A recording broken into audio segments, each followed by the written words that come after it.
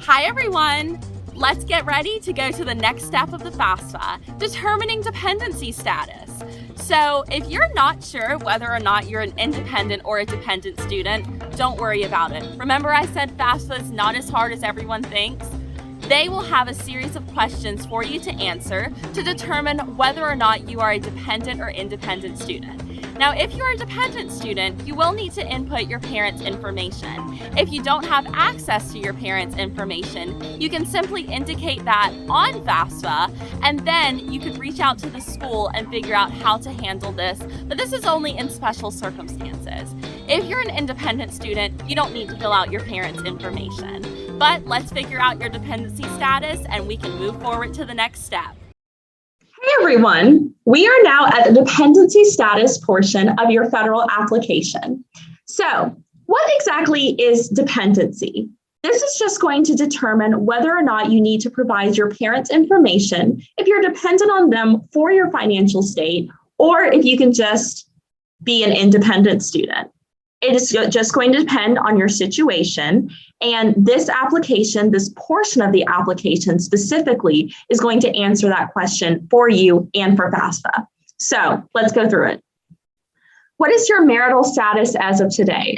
For most high schoolers, they will be single, but some will be, just those working through this application, will be married, separated, divorced, or widowed.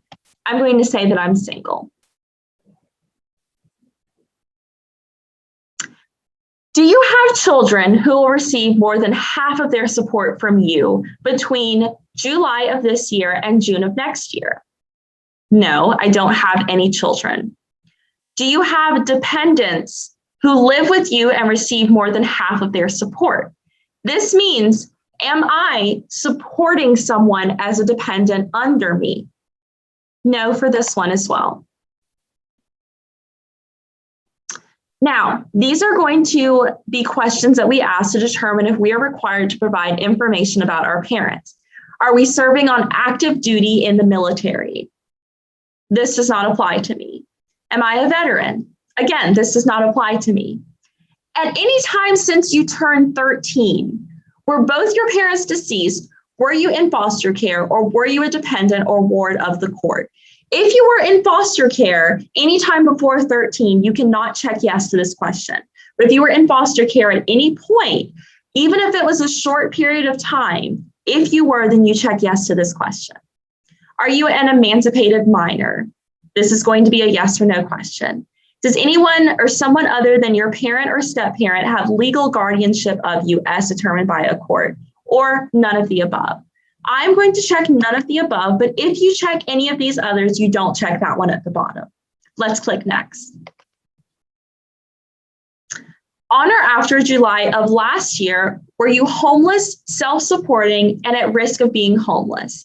If you were couch surfing, if you were just staying with someone but you weren't legally living there, then the answer to this is going to be yes. Again, this is just all to determine how much family support FAFSA is expecting you to receive while you're in school. So no, and I'm going to say next. So based on these answers, FAFSA has considered me a dependent student. And as I'm working through this FAFSA, I am working as a high school student who is dependent on her parents. So I will say yes, that I will provide information about my parents, or that I am unable to provide information about my parents. If so, this is going to be a special circumstance in which you will later reach out to the school. But for right now, for the sake of simplicity, we're going to say that I will provide information. Let's click next. I told you guys this was easy. We are nearly at the halfway point of this FAFSA. So stay tuned for the next video while we explain parent demographics and how to finish your application for student aid. As always, thanks so much for watching and good luck, South Carolina.